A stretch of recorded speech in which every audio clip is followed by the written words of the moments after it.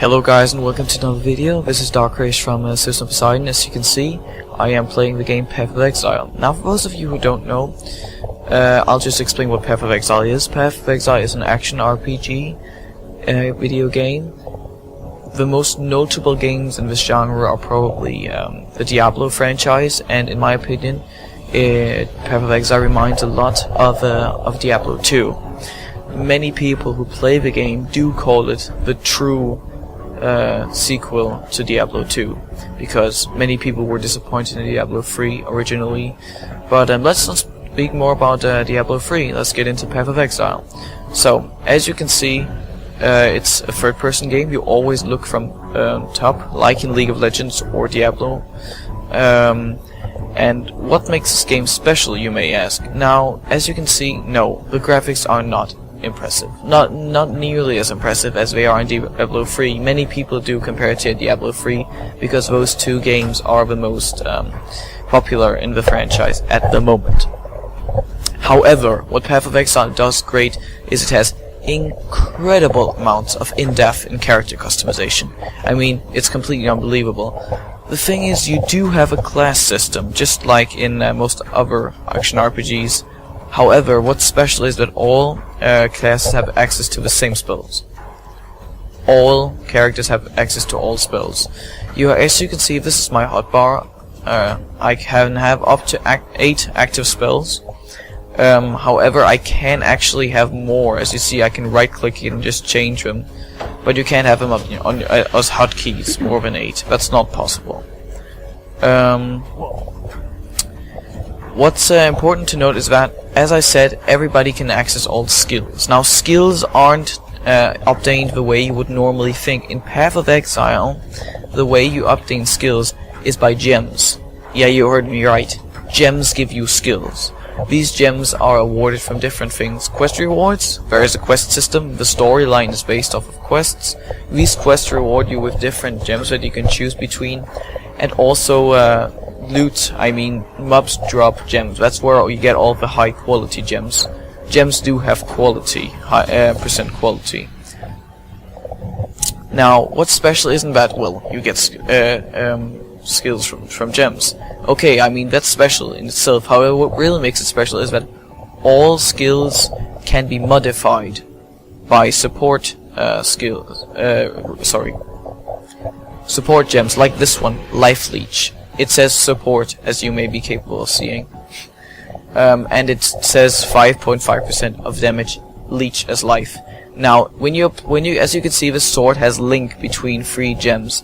That means you are capable of putting in 1 skill gem and adding 2 support gems to this skill. Right now, this is my primary single target ability, which is Double Strike. It simply hits double, and it deals increased physical damage. I've added Life Leech, which causes 5.5% of its damage to be converted as Life Leech. Slowly it's leeched. It's not instant, it's not life steal, it's leech, which means that it's taken slowly. It's not some instant effect, like in some other games. And I have the added cold damage, which gives me more cold, and it gives chill duration, increased chill duration. Now this is kind of useless since it's not a cold spell, but the extra damage is quite useful. Now with that explained, I will dig even deeper into it. Don't be overwhelmed when I open the skill system. This is the skill tree. Now you may say, wow, that's an incredible amount of skill. Nobody can find their way around it. No, not really. Anybody can. However, most people are capable of noting the most important skills. As you can see, there are like 7 big circles. These ones, I'm marking them with a mouse right now. These are the classes. Each class starts a specific place. This is where I started. I play a ranger. They are pure dexterity class, which means their stats are basically dexterity. You have base dexterity higher than the other 2 stats. As you can see, most of these things are green. Green skills are dexterity based skills. Primarily. There are also other skills. But most notably, in the dexterity field, you can see it's kind of divided into 3. The intelligence up here, the strength bottom left, and the dexterity bottom right. As you can see, these different kinds of important skills that are marked with like a gold border are dexterity, pure dexterity skills. If we go over here to the strength, we can see its strength, and if we go to intelligence, we can see its intelligence. Obviously, when we see here, for example, at the end of intelligence, about here, where it like edges up to the strength, you do get strength also, which is why hybrid becomes very viable. I personally play hybrid. I play strength dexterity, as you may be able to see. I have 56 intelligence, 288 dexterity, and 197 strength. The reason for this is that they all provide different stats, and I will explain that in a moment. It's not just like dexterity, they do something with different stats.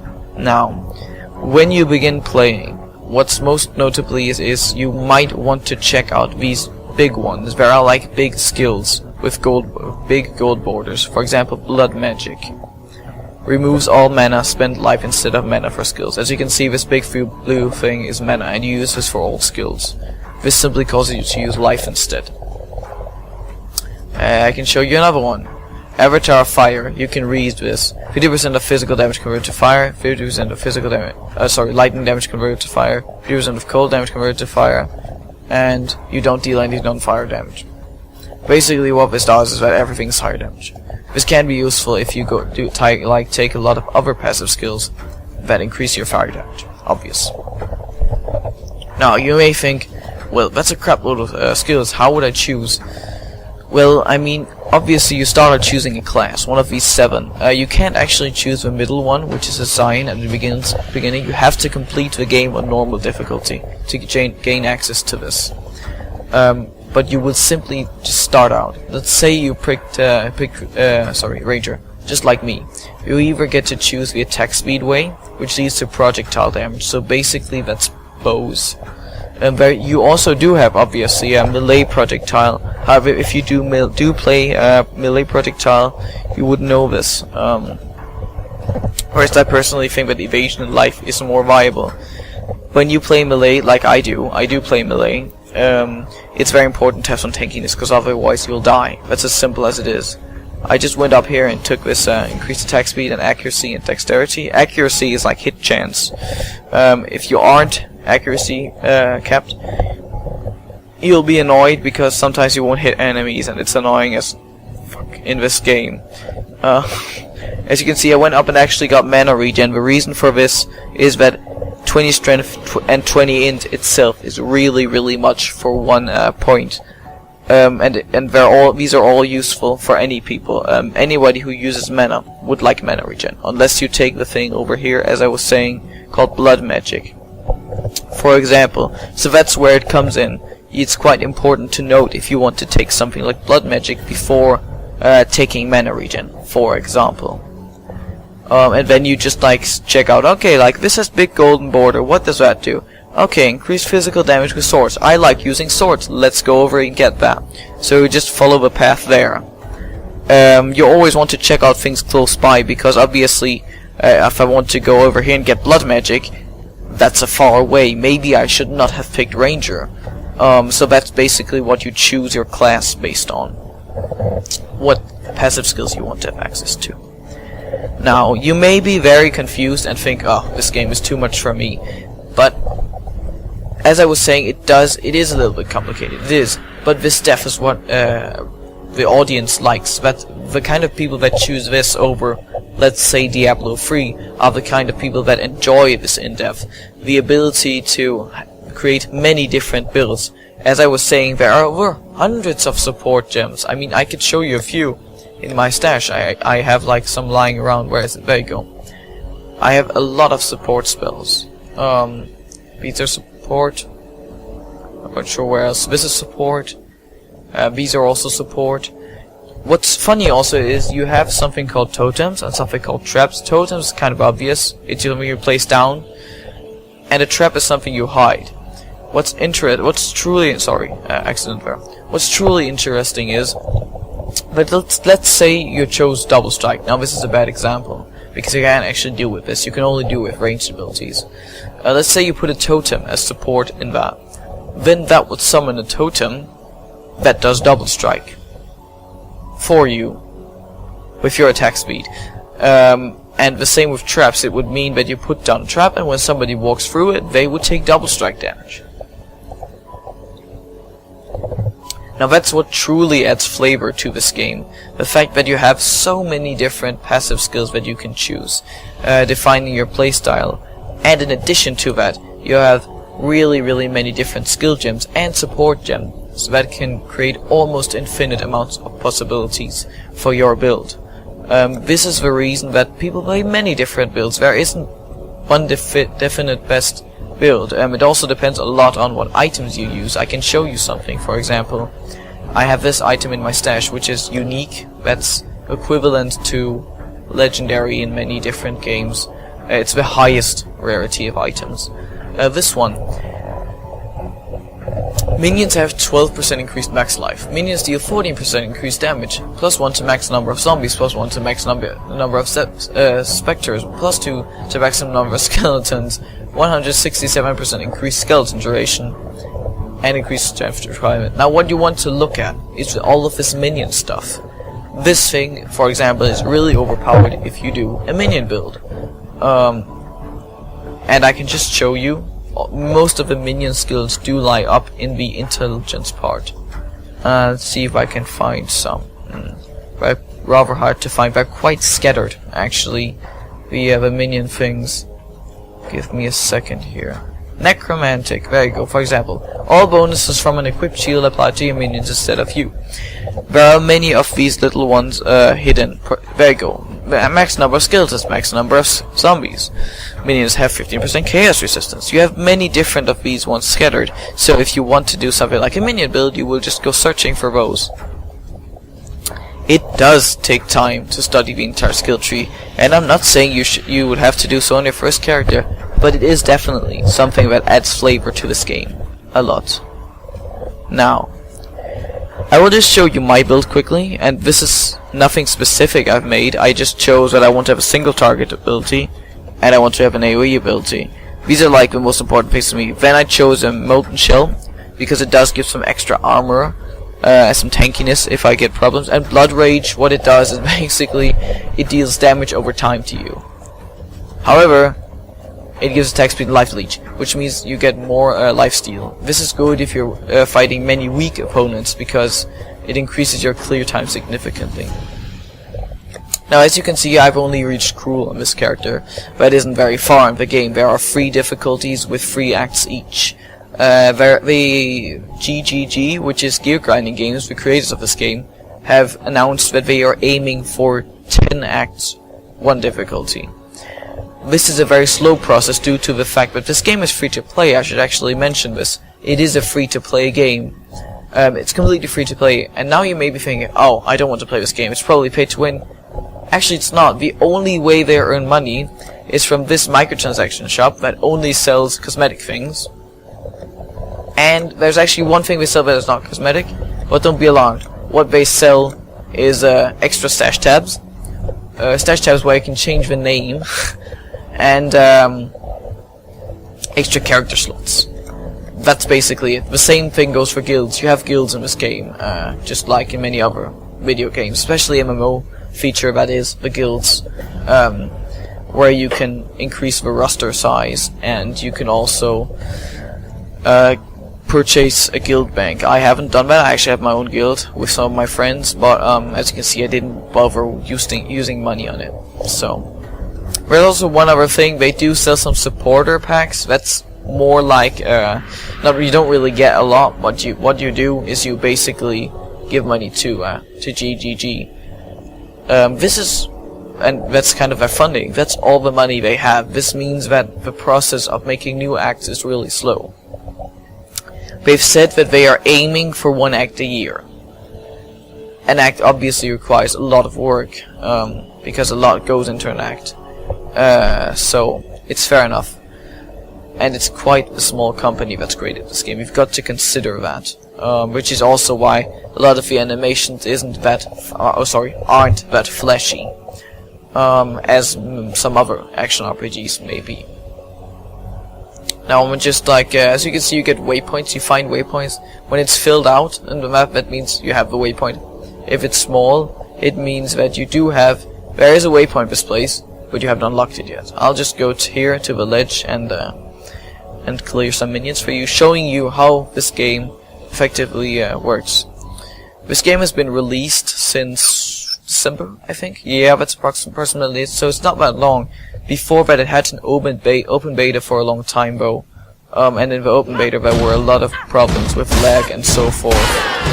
There still are a little bit of problems now. You can see I'm lagging. That's not the game. That's just because I'm uploading a Hearthstone video right now. So I get some local delay. But the delay has mainly been removed. You also had something called D-Cyclone. It's basically a whirlwind attack where you like spin around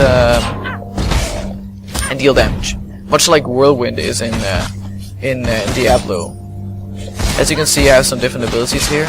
My mana is dropping low. Now, what you've actually got in this game, and a big part of it, is potions. We have different potions. I'm using these 5 potions: a hybrid potion, which gives both health and mana, a mana potion, a health potion, and I'm using 2 move speed potions. The reason I'm using move speed potions is because I don't really think that I need 5 combat related potions when it comes to all. So instead I fill the last 2 slots with utility that gives me increased clear speed, especially on when it's on lower difficulties. Thing is, often you have to find, these maps are random spawn, so it's not like in some other action RPGs where you know exactly where stuff will spawn. Therefore, there's often a lot of time included with attempting to find the entrance, especially when you're clearing, completing the game for completing it instead of just farming. You'll do a lot of running around. As you can see, I'm taking quite a lot of damage here, so I'm just going to leap out of that. My primary AoE ability is a leap. Oh, sorry, I just got desynced there. That's probably my own fault for uploading YouTube videos at the same point as recording. Oh well, never mind. As you can see, this thing that is actually a leap, so it's both a utility spell and a damage spell. I enjoy this spell a lot because it does give me the possibility of using it as a utility spell, as a damage spell. It deals a crap load of physical damage, and it's definitely some of the main, the best abilities that you'll get as a melee.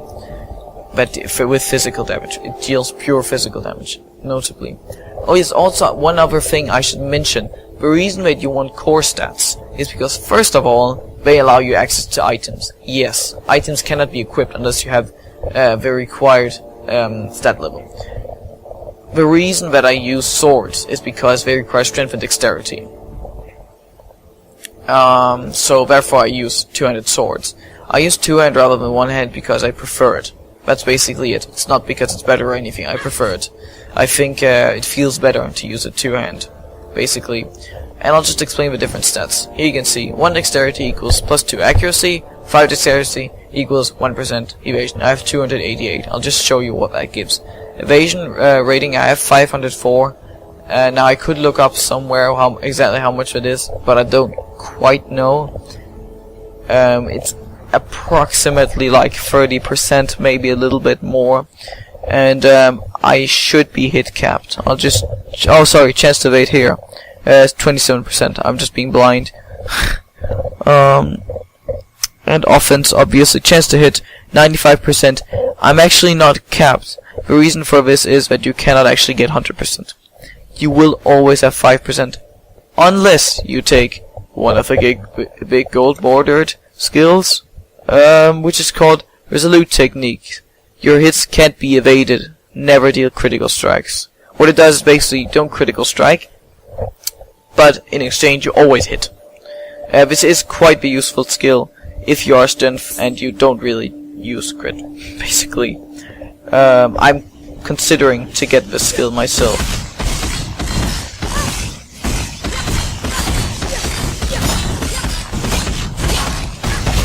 Oh yes, I should probably also just show you my other skills. This is my magma armor. It basically pays an armor on me. As long as I have it, it has increased armor. And when I've taken X amount of damage with it on, it explodes and deals area of effect damage. Now this didn't actually happen because these things simply don't deal enough damage for that. I don't know what this is. Static Shrine, that's annoying.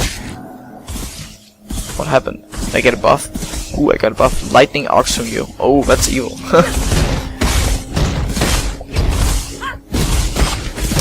So I would really recommend you go out there, try this game. It's a great game. It does require some effort in learning it. If you want to become good, obviously the casual play is definitely not bad either. I mean, it's good fun to always log in and just kill a few monsters and then log out again, if that's what you feel like doing. Also, important to know, these scrolls you get, pick them up, always.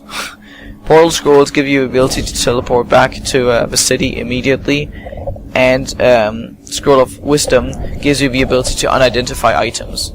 For example, let's see, oh, I don't have anything unidentifiable. Anyway, if you get anything that isn't, like, common, so uncommon or rare or unique, then you will require the Scroll of Wisdom to be capable of unidentifying it and seeing what stats it actually has. Well, yeah, that was actually it. That's what I was going to tell you. Thanks a lot for watching, and I really hope you go out and try this game. It's a great game, I must say. I am definitely positively surprised by it. I had not expected this kind of depth from such a small company in a game, and it really does consume hours and hours of fun. Also, theory crafting is a great deal of it, and if you want some ideas for the builds, you can always go on the webpage pathofexile.com, or you can obviously, if you want to, just write a comment, and I'll answer. I'll be happy to help you with designing a build. Thanks for watching. If you liked the video, give it a like, subscribe if you want to, and have a great day.